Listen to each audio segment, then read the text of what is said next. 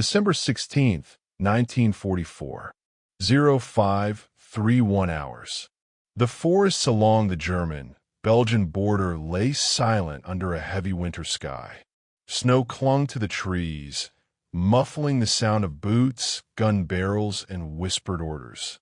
For weeks, the Allies had assumed the German army was finished.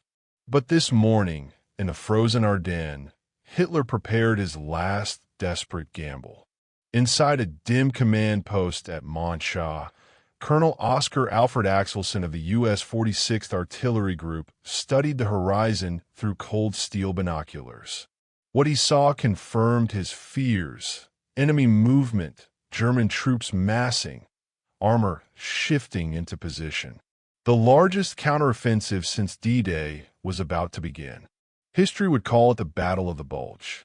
But for Axelson, this wasn't history yet. It was an impossible decision in real time. On the wooden floor beside him sat several crates, plain, unmarked except for a coded designation, T-98. Inside were shells so secret that most American officers had never even heard of them. He knew using them would violate direct orders from the highest Allied command. He also knew that if he didn't, the 38th Cavalry Squadron holding the northern shoulder of the American line would be swallowed whole. His operations officer interrupted. "Sir, German artillery preparation has commenced. The 38th requests immediate fire support." Axelson didn't hesitate. "Load the VT shells," he ordered. It was a choice that would change the course of the battle, perhaps even the war itself. The forbidden weapon, the VT, or variable time fuse, was the most closely guarded secret of Allied munitions. It looked like any other artillery round, but inside its steel casing sat a miniature miracle of engineering. A radio transmitter and receiver compressed into a device smaller than a coffee cup. When fired, a tiny propeller on the nose spun in the slipstream, generating power. The circuit came alive, broadcasting radio waves downward. When those waves bounced back from the ground, the fuse measured the distance. At precisely 30 feet above the earth, the shell detonated. Instead of exploding harmlessly in mud or snow, each round burst in the air, spraying a cone of supersonic steel fragments over a 60-yard radius. Foxholes, trenches, and overhead cover, defenses that had protected soldiers for centuries, were instantly rendered obsolete. The technology was so advanced that German scientists had dismissed it as impossible. Their calculations said no electronic component could survive the brutal acceleration of an artillery launch, forces 20,000 times stronger than gravity. Yet in American factories, women working under microscopes had assembled more than 2 million of these tiny miracles, each precise to 1/10,000th of an inch. To the Germans, it would feel like sorcery. To the Americans, it was about to become salvation. Fire in the sky. At 0618 hours, just 47 minutes after the first German shells screamed overhead, Axelson's batteries opened fire. The 155mm guns roared, their barrels belching flame into the frozen dawn. Dozens of shells arced into the sky, black silhouettes against pale morning light. German infantry, advancing in tight columns, did what they had always done under artillery fire. They dove into foxholes, pressing their bodies deep into the frozen ground, confident that earth and timber would shield them. It was a routine they trusted with their lives. But this time, the explosions didn't come from the ground. They came from above. 30 feet overhead, the shells burst in midair, showering steel downward at 3,000 feet per second. Fragments sliced through helmets, shoulders, and skulls. The geometry of death had changed. The angles were all wrong. The foxholes that once saved men now trapped them. One survivor later described it. The sky itself turned into a weapon. There was no place to hide. Within minutes, entire German battalions were shredded. Medical units were overwhelmed. Soldiers were forced to step over their own dead to continue the attack. Panic spread. Some men, desperate and broken, charged forward screaming "Kamerad," preferring capture to the storm of invisible steel. The mathematics of devastation. To grasp why the VT fuse was so revolutionary, one must understand the brutal mathematics of artillery. A conventional high-explosive shell detonating on impact wasted half its energy. Nearly 50% of its fragments were driven uselessly into the earth. Another 45% scattered sideways, often missing dug-in troops. Only a small fraction reached upward. In a foxhole, a soldier had a 90% chance of surviving a ground burst. But a proximity fuse flipped this equation. Detonating in the air, every fragment was directed downward or outward in a lethal cone. The effective kill radius more than doubled, from 25 yards to 60. The coverage area multiplied 50-fold, from 60 square feet to 3,000. Foxholes became coffins. Trenches became traps. This wasn't just better artillery. It was a fundamental redefinition of battlefield survival. Industrial miracle. The scale of the program was staggering. Between 1942 and 1945, America manufactured more than 22 million proximity fuses. Each one contained 130 precision parts, assembled in clean rooms by more than 100,000 workers, most of them women recruited from small towns and cities. At the Crosley plant in Cincinnati, 8,000 employees turned out 16,500 fuses a day. The facility consumed more electricity daily than entire German towns. At Sylvania's Massachusetts plant, 9,000 women worked with microscopes, placing components measured in 10,000ths of an inch. Quality control rejected nearly 30% of units, an unimaginable waste by German standards, but acceptable in America's sea of abundance. German factories, starved of copper, silver, and precision tools, could never have matched this scale. They would have needed 15 new plants, 50,000 trained workers, and millions of vacuum tubes just to begin production. The Reich didn't have the resources or the time. It was here, in a marriage of science and mass production, that America's true power was revealed. The battle turns. By December 19th, Eisenhower formally requested clearance for VT fuse use. 2 days later, all restrictions were lifted. Across the Ardennes, American artillery unleashed its new secret. At Malmedy, reports estimated 2,000 German casualties in a matter of days. At Krinkelt, after-action documents noted extraordinary casualties within 12 minutes of fire mission commencement. Captured soldiers spoke of hopelessness, of skies that exploded with terrifying precision. One officer admitted, "We tried deeper holes, concrete, dispersal. Nothing worked. Always it was 30 feet. Always the same height." The Hurricane Forest, once a fortress of trees, became a death trap. Bursts above the canopy turned branches into wooden spears, adding to the storm of steel. American divisions that had bled for months suddenly advanced.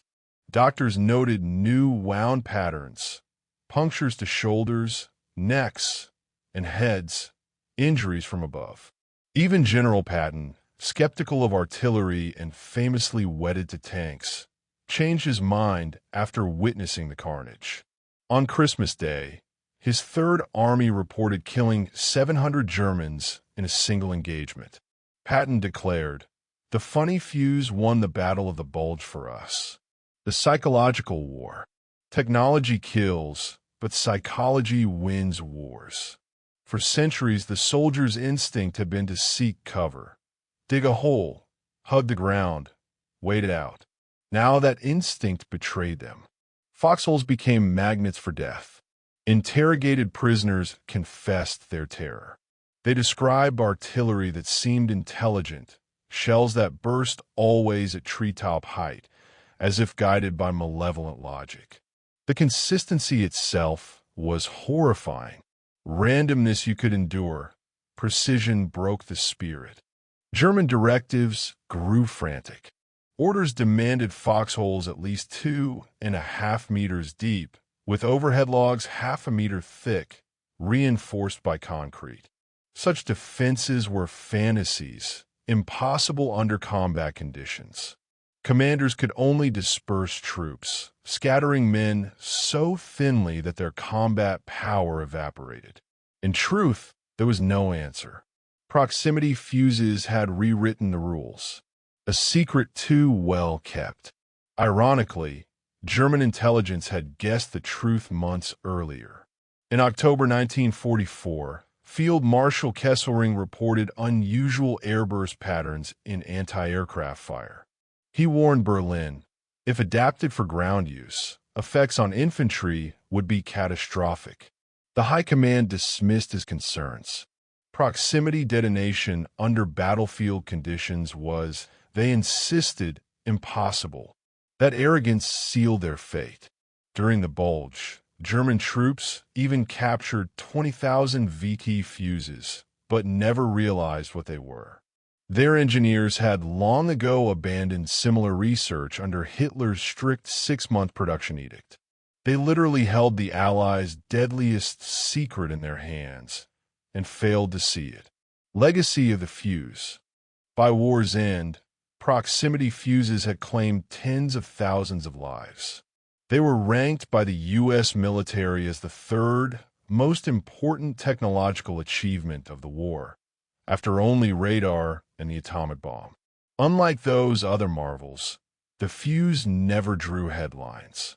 It remained in the shadows, too secret for public praise. But on the battlefield, it had been decisive. It saved untold American lives, shortened battles, and shattered enemy morale. The Battle of the Bulge was Hitler's last gamble. Without the VT fuse, the northern shoulder of the Allied line might have collapsed. The road to Antwerp could have opened. The war might have dragged on, bloodier and longer.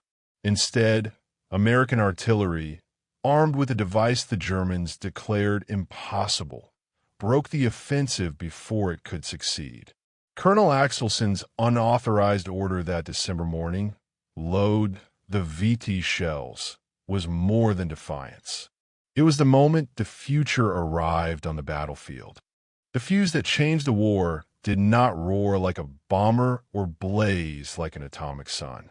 It whispered in radio waves, measured in microseconds, hidden in the nose of a shell. It altered history as surely as any tank or bomb.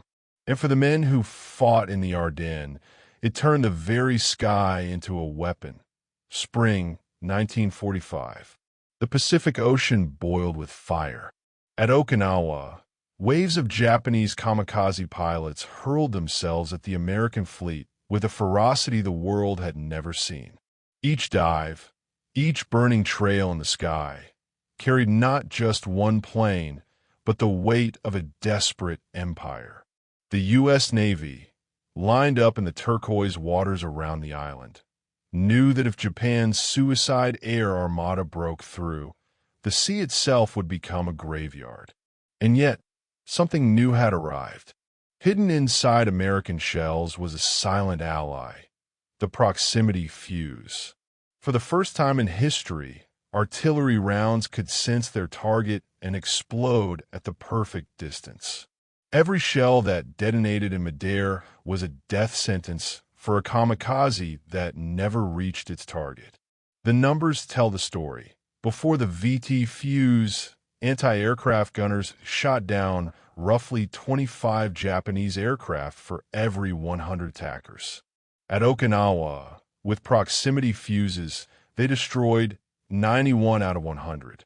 Admiral Willis Lee would later say, The proximity fuse saved 100,000 American lives.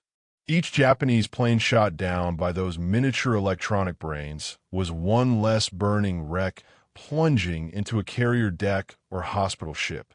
Every burst of fragments in the blue Pacific sky was not just destruction, it was survival. Each production line could assemble 500 units per hour. At full capacity, American factories turn out millions.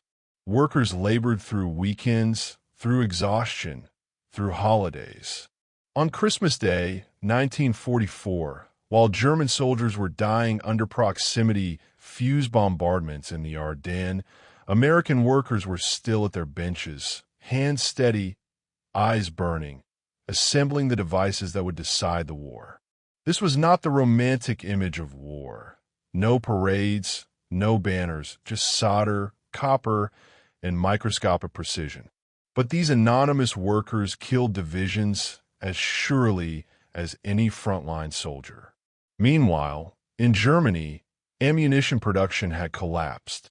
Slave laborers, forced into hellish conditions, sabotaged shells whenever possible. Quality control failed. By 1945, barely 30% of German artillery shells functioned properly. In contrast, American VT fuses achieved 94% reliability, even with electronics crammed into a shell fired at 20,000 GS of acceleration. Germany could barely keep its cannons firing. America was mass-producing the future. Psychological warfare. Technology does more than kill. It terrifies. American soldiers reported a new confidence when calling for artillery fire. They knew their shells would find the enemy, even in trenches, even in forests. General Patton himself declared the fuse allowed his artillery to support advancing infantry faster, deadlier, and more effectively. Dual purpose, Europe and the Pacific. In Europe, the proximity fuse had already transformed the battlefield. German infantry who thought foxholes and bunkers meant safety learned otherwise when shells exploded 30 feet above their heads, raining steel fragments downward with inescapable precision.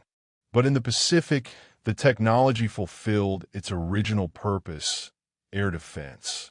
The fuse was not just killing soldiers in trenches. It was saving ships, fleets, and the very possibility of invading Japan. Without it, the cost of Operation Downfall, the planned invasion of the Japanese home islands, might have been catastrophic beyond imagination. The same device that shredded German formations in the Ardennes now shattered Japan's last hope in the skies. 2 theaters, 1 invention, 1 decisive outcome. The industrial miracle. The proximity fuse was not just a weapon. It was an industrial miracle. At the Crosley Corporation in Cincinnati, assembly lines ran 24 hours a day, 7 days a week.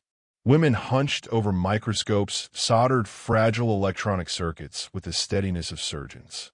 Every few seconds, a new fuse rolled off the line, tested, sealed, and shipped. German soldiers, by contrast, found themselves in a nightmare they didn't understand. Veterans recalled shells bursting above their heads, shredding them in places where they once felt safe. They spoke of tree bursts and air mines, but most never understood what was really happening. Captured German intelligence reports from March 1945 finally acknowledged the truth. The American proximity fuse represented a 5-year leap in electronics miniaturization. Replicating it would require complete retooling of Germany's electronics industry. Impossible in less than 18 months. By then, the Reich would already be dust. In May 1945, a German military situation report admitted, American artillery employing proximity detonation has inflicted casualties exceeding all other weapon systems combined since December 1944. Countermeasures ineffective. recommend cessation of hostilities to preserve remaining forces from annihilation. The enemy itself confessed. This fuse was breaking their army. Wounds the world had never seen.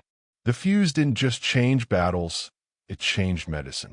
German doctors reported casualties unlike anything seen before. Shrapnel rained from above, tearing into shoulders, backs, and heads. Angles of injury trench surgeons had never treated. Their medical system, already collapsing, could not adapt. American doctors faced the same patterns, but they had penicillin, plasma, and field hospitals stocked by industrial might. Where German soldiers died in agony, American wounded often returned to fight.